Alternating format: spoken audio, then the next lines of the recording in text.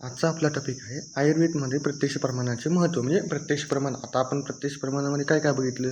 पहिल्यांदा आपण काय बघितले, प्रत्यक्ष प्रमाण बघितलं म्हणजे काय, त्याची व्याख्या वगैरे बघितल्या. नंतर सन्निकर्ष बघितलं. सन्निकर्षानंतर काय आपण इंद्रिय बघितली. नंतर काय बाधाकर भाव बघितले. म्हणजे प्रत्यक्ष प्रमाणाद्वारे आपल्याला जे ज्ञान मिळतं, ते ज्ञान प्राप्त होण्यामध्ये आपल्या जी बाधा निर्माण होतात, म्हणजे काय अडथळा निर्माण होते, ते बघितलं आपण. नंतर काय बघितलं आपण, त्रयोदशकरण बघितलं. आणि आता आपल्याला काय बघायचं त्याचं, तर आयुर्वेदामध्ये महत्त्व म्हणजे प्रत्यक्ष प्रमाणामध्ये आयुर्वेदामध्ये कुठं कुठं आपल्याला उपयोग होतो. आता आपल्याला माहिती, प्रमाणाला चरकाने काय म्हणलेलं आहे, परीक्षा म्हणलेलं आहे. आता चरक कोण होते, आपले फिजिशियन होते, म्हणजे काय चिकित्सक होते ते एक. मग त्यांनी परीक्षा कशाला म्हणणार असणार, म्हणजे काय रोगाची परीक्षा करताना, रोगीची परीक्षा करताना आपल्याला प्रत्यक्ष प्रमाण कसं उपयोगात होतं, म्हणजे प्रत्यक्ष प्रमाण कसा उपयोगात होतो, त्याचा काय यूज आहे, हे आपल्याला ह्या लेक्चरमध्ये आज बघायचं आहे. ओके, तर आता बघू प्रत्यक्ष प्रमाणाला आयुर्वेदामध्ये कुठे कुठे यूज केलेला आहे. तर काय म्हणतात, प्रत्यक्ष प्रमाणाचा आयुर्वेदात सर्वात जास्त उपयोग होतो म्हणले. आपल्याला माहिती आहे की प्रत्यक्ष प्रमाण अल्प आहे, म्हणजे ते अनुमान प्रमाण, युक्ती प्रमाण ह्यांच्या पुढे त्याचा प्रत्यक्ष उपयोग जरा कमी होतो, परंतु तरीही त्याचा उपयोग कसा जास्त, सर्वात जास्त किंवा मोस्टली त्याचा उपयोग केला जातो म्हणले. कशासाठी केला जातो, तर व्याधी विनिश्चयासाठी केला जातो म्हणले. कशासाठी, व्याधी विनिश्चयासाठी. म्हणजे काय, व्याधी निर्माण कशी झाली आहे, तिच्यावर आपण काय चिकित्सा करू शकतो, त्याचं निदान काय आहे, ह्यासाठी काय केले चरकांनी, काय म्हणलेलं आहे, प्रत्यक्ष प्रमाणाचा वापर केले. काय म्हणते चरक, प्रत्यक्ष तसु खलु रोगतत्व बुभुत्सु सर्वे इंद्रिय सर्वान इंदिर आतुर शरीरगतान परीक्षेत अन्यत्र रसनात.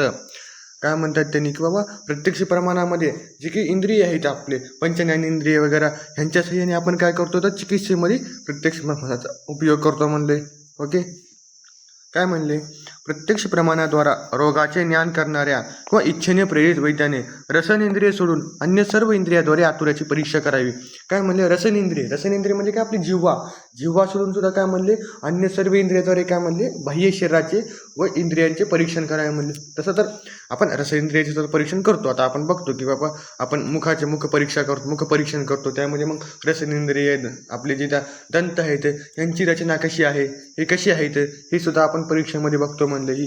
ओके, आता पहिलं काय, आपलं श्रोत्र प्रत्यक्ष. म्हणजे आपले जे श्रोत्रेंद्रिय आहे, श्रोत्रेंद्रियाचा आपण प्रत्यक्ष प्रमाणामध्ये कसा यूज होतो. आता श्रोत्रेंद्रिय काय करता, आपण आपल्यासमोर एका रोगी आहे, तो आपल्याला क्लिनिकला आलेला आहे, मग श्रोत्रेंद्रियाद्वारे, आता श्रोत्रेंद्रियाद्वारे जे प्रत्यक्ष ज्ञान होते त्याला आपण काय म्हणतो, श्रोत्र प्रत्यक्ष म्हणतो. मग अशा श्रोत्रेंद्रियाद्वारे आपल्याला काय ज्ञान होते म्हणले त्यांनी, की काय म्हणले, पहिल्यांदा काय ज्ञान होतं, रोगाच्या स्वर आदीचे ज्ञान कर्णेंद्रियाद्वारे करावे. म्हणजे जो व्यक्ती आहे, तो बोलत आहे, त्याचा स्वर कसा आहे, तर त्या स्वरावरून कसं कळणार आपल्याला, त्याची प्रकृतीचं ज्ञान होऊ शकतो. म्हणजे स्वरावरून त्याचा हे, जर गंभीर स्वर असेल, वृक्ष स्वर असेल तर वात प्रकृती आहे असे समजावे, किंवा मधुर स्निग्ध स्वर असेल तर कफ प्रकृती आहे असे समजावे. म्हणजे काय, प्रकृतीचे ज्ञानसुद्धा आपल्याला काय होऊ शकते, त्याच्या स्वरावरून कळू शकते. नंतर काय, हृदयध्वनी, आंतरकुजन म्हणजे काय, गर्भहृदय ध्वनी म्हणजे काय, ही गर्भाशयामध्ये असलेल्या हृदयाची ध्वनी, आपण त्याचा आवाज आपल्याला कळतो.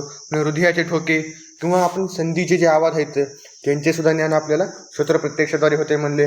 ओके, पुढे काय म्हणले, स्पर्श प्रत्यक्ष म्हणजे काय, स्पर्शनेंद्रियाद्वारे आपल्याला काय माहितीमध्ये किंवा कोणते प्रत्यक्ष ज्ञान होते, तर काय म्हणले, आपले जे स्पर्शनेंद्रिय आहे त्यांच्याद्वारे आपल्याला काय कळतो, जो रोगी आहे, जो रोग्याचा स्पर्श कळतो. म्हणजे शीत स्पर्श आहे, उष्ण स्पर्श आहे, म्हणजे काय, त्याचे तापमान कळते. पुन्हा शरीर कसे आहे, कठीण आहे, खरं आहे, वृक्ष आहे, स्निग्ध आहे, हे कळते म्हणले ही. ओके, पुन्हा त्याच्या वृक्ष शरीराबद्दल माहिती मिळते. ओके, नंतर काय म्हणले, जसे यकृत, अजून डिटेलमध्ये बघायचं तर काय म्हणले, यकृत वृद्धी म्हणजे काय, प्लीहा ग्रंथी, अर्भूत. आता प्लीहा ग्रंथी म्हणजे प्लीहाची वाढ होते का, एक काय होतं, ज्या एखाद्या व्यक्ती आहे त्या व्यक्तीमध्ये जर मेद धातूचा क्षय झाला असेल, काय, मेद धातूचा जेव्हा क्षय होतो, मेद धातूचा क्षय झाल्यामुळे काय होतो, जेव्हा आपली जी प्लीहा आहे, स्प्लीन आहे, तिच्या आजूबाजूची जी आपली लेअर आहे, कशाची, फॅटची लेअर आहे, ती फॅट लेअर कमी होते. त्यामुळे काय होतं, आपली जी प्लीहा आहे ती हाताला स्पर्शगम्य होते. नॉर्मली आपल्याला ते जाणवत नाही, पण मेद धातूचा क्षय झाल्यामुळे काय होते, ते आपल्याला स्पर्शगम्य होते, आणि त्याच्यामुळे काय होते, आपल्याला प्लीहा वृद्धी म्हणजे काय, प्लीहा ग्रंथी हे लक्षण जाणवते म्हणले. मग त्याच्यावरून आपल्याला काय कळते की मेद धातूचा क्षय झालेला आहे, हे आपल्याला समजते म्हणले ही. ओके, पुढे काय, चक्षु प्रत्यक्ष. चक्षु प्रत्यक्ष सर्वात महत्त्वाचा म्हणजे आपण म्हणतो चक्षु प्रत्यक्षाद्वारे आपल्याला खूप सारे जे आहेत ना उपयोग होतो. म्हणजे जसं की शरीराचा वर्ण कळतो, एखादा रोगी आहे त्याच्या शरीराचा वर्ण आपल्याला कळतो. ओके. पुन्हा प्रमाण कळते, शरीर उंची किती आहे ते बघा ते आपल्याला चक्षु इंद्रियाद्वारे कळते म्हणले. पुढे काय म्हणले, शरीराचा पांडू, रक्त, पित्त, नील इत्यादी वर्ण किंवा वैवर्णे, विष असलेली वृद्धी, अर्बुद, शोथ, व्रण, त्वचारोग इत्यादीचे निदान सुद्धा आपल्याला कळते.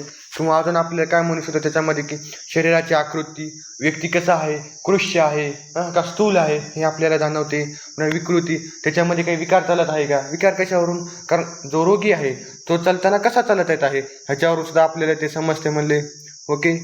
पुढे काय म्हणले, तेच म्हणले कृष्यता, स्थूलता ह्याचे ज्ञान होते कशाद्वारे, चक्षुरेंद्रियाद्वारे. किंवा विशिष्ट अवयव, ऊर, उदर, वक्ष, हस्तपाद इत्यादींची प्राकृत व विकृतीचे वर्ण, म्हणजे आपले जे इंद्रिय आहेत किंवा अवयव आहेत ते प्राकृत अवस्थेत आहेत का त्यांची विकृती झालेली आहे. म्हणजे जसं की एलिफेंटायसिसमध्ये काय होते, आपली मांड्याची जे साईज आहे किंवा जे आपले पाय आहेत ते आवश्यकतेपेक्षा म्हणजे प्राकृत अवस्थेपेक्षा अधिक वाढ होते त्यांची. मग असं काही लक्षण दिसत आहे का, हे आपल्याला चक्षुरेंद्रियाद्वारे कळतंय म्हणले.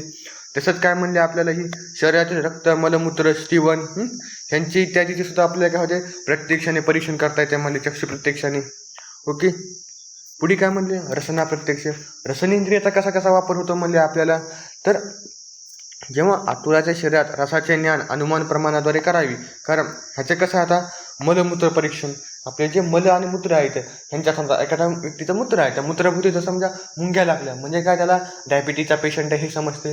म्हणजे जर म्हणजे का मुंग्या कधी लागणार, कारण त्याला कोणती चव असेल तर मधुर चवीत्मक असेल तर, म्हणजे मधुर चवीचं असेल तर त्याला काय होईल, मग मुंग्या लागतील. म्हणजे काय, ह्याच्यामध्ये साखरेचं प्रमाण जास्त आहे कळते, म्हणजे हा पेशंट कशाचा डायबिटीजचा पेशंट आहे हे आपल्याला कळून येते. ओके. पुढे काय म्हणजे घ्राण प्रत्यक्ष, घ्राणेंद्रिय, घ्राणेंद्रियाद्वारे काय, जे आपल्या शरीरातले मल आहेत मलाचे प्राकृत व विकृत गंधाचे आपल्याला काय होते ज्ञान प्राप्त होते म्हणले, कशाद्वारे, घ्राणेंद्रियाद्वारे. ओके. आता पुढे काय म्हणले, जी आपली त्रिविध रोगी परीक्षा आहे, कोणकोणते त्रिविध रोगी परीक्षा, तर काय म्हणले, दर्शन स्पर्शन प्रश्न परीक्षेच रोगिणम, म्हणजे जे दर्शन परीक्षा, स्पर्शन परीक्षा आणि प्रश्न परीक्षा हे जे 3 त्रिविध परीक्षा आहेत आपल्या, हे कोणत्या, त्रिविध रोगी परीक्षा. ह्यांच्यामध्ये सुद्धा प्रत्यक्ष प्रमाणात उपयोग होतो. जसं की दर्शन प्रत्यक्षामध्ये कशाचा उपयोग होतो, तर स्पर्शनेंद्रियाचा उपयोग होतो. स्पर्शन प्रत्यक्षामध्ये स्पर्शनेंद्रियाचा उपयोग होतो. म्हणजे कशाचा उपयोग होतो, प्रत्यक्ष प्रमाणाचा उपयोग होतो. ओके. आता पुढचं काय, आता त्रिविध परीक्षा बघितली. त्रिविध परीक्षेनंतर काय आपली ही अष्टविध रोगी परीक्षा, म्हणजे जे रोगी आहे त्या रोग्याची आपण 8 प्रकारे परीक्षा करतो, म्हणजे त्याच्या 8 गोष्टीची आपण परीक्षा करतो. तर सर्वप्रथम आपण कशाची परीक्षा करतो, नाडी परीक्षा. मग नाडी परीक्षेमध्ये आपण काय करतो की बाबा जी नाडी आहे ती नाडी कशी चालत आहे, नाडीची जी गती आहे तिचे परीक्षण करतो. त्यामध्ये कसं, जर सर्पगती असेल तर कोणता, वात नाडी आहे म्हणजे वात दोष असेल. मंडूक गती असेल तर काय, पित्त दोष आहे. आणि जर हुंस गती असेल तर काय, कफ दोष आहे. हे आपल्याला कळतं नाडी परीक्षाद्वारे. नंतर काय करतो आपण, मूत्र परीक्षा आणि मल परीक्षा करतो. म्हणजे काय, मलमूत्र परीक्षा करतो. मलमूत्र परीक्षेद्वारे आपल्याला काय कळते, तर चक्षु आणि कशाद्वारे करतो, तर चक्षु आणि घ्राणेंद्रियाद्वारे करतो. मग त्याद्वारे कसं वर्ण, मात्रा इत्यादीचे परीक्षण करतो. म्हणजे कशाचे, मल आणि मूत्राचे. जसं की जर अतिशय घन मल असेल तर काय म्हणू शकतो आपण, वात दोष आहे. जर द्रव मल असेल तर पित्त दोष आहे. घन किंवा द्रव. आणि जर काय म्हणतो आपण सेमी सॉलिड असेल तर आपण काय म्हणू शकतो, त्याला ही कफदोष आहे म्हणू शकतो. ओके. मूत्र परीक्षेमध्ये जर अरुणवर्णीय असेल तर काय, वात दोष. पित्तवर्णीय असेल तर काय म्हणू शकतो आपण, त्याला ही काय आहे, पित्तदोष आहे. आणि कसं त्याला शाववर्णीय असेल तर कफदोष आहे म्हणू शकतो.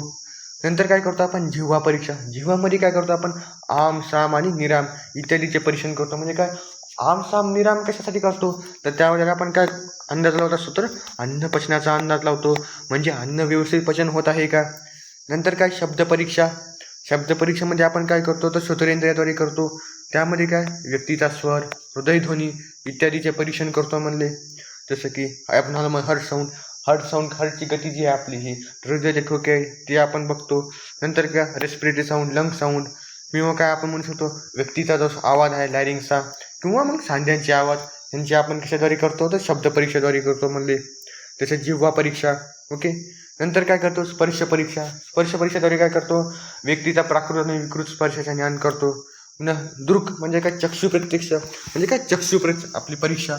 चक्षुरेंद्रियाद्वारे काय करतो आपण, वर्ण, व्यक्तीचा वर्ण कसा आहे, अर्भूत म्हणजे ग्रंथी, स्त्राव इत्यादीचे काय करतो आपण, परीक्षण करतो म्हणले ही. जसं की सांगितले वातदोषामध्ये, पित्तदोषामध्ये आणि कफदोषामध्ये जी वर्ण आहे नेत्राचा ही, त्याच्यामध्ये जी विविधता सांगितली ती सांगितलेली आहे ह्याच्यामध्ये ही. पुढे काय म्हणले, स्पर्श परीक्षा. स्पर्श परीक्षेमध्ये काय सांगितलं, जी पित्तदोष असतो, पित्तदोषामध्ये कशी असते, उष्णता जास्त असते म्हणले ही. तर कफदोषामध्ये उष्णता कशी असते म्हणले ही, कमी असते म्हणले ही. ओके. नंतर काय, आकृतीद्वारे सुद्धा आपण काय करतो, शरीराची उंची, संघटन, सहन म्हणजे जी शरीर आकृती आहे, शरीर व्यवस्था आहे शरीराची ती कशी आहे ह्याचे आपण परीक्षण करतो म्हणले. ओके. जसं की कृष्य व्यक्ती आहे ते कसं, वात प्रकृती, थोडा ठीक व्यक्ती आहे म्हणजे असं मध्यम, तर पित्त, आणि अतिशय स्थूल व्यक्ती आहे ते काय, कफ प्रकृती आहे असं आपण अंदाज लावतो. ओके. काल एवढी ही. तर आज आपले प्रत्यक्ष प्रमाणाचं शेवटचं लेक्चर होतं. ओके. आपण काय काय बघितलं आजच्या लेक्चरमध्ये, म्हणजे प्रत्यक्ष प्रमाणाचा जे आयुर्वेदामध्ये कुठे कुठे उपयोग होतो ते बघितलं. मग त्याच्यामध्ये काय बघितलं आपण, सगळ्यात अगोदर त्रिविध परीक्षा, पुन्हा काय म्हणा आपलं पंचज्ञानेंद्रियाद्वारे आपण कसे कसे प्रत्यक्ष करतो, पुन्हा अष्टविध परीक्षा बघितली. ओके. तर पुढच्या लेक्चरमध्ये आपण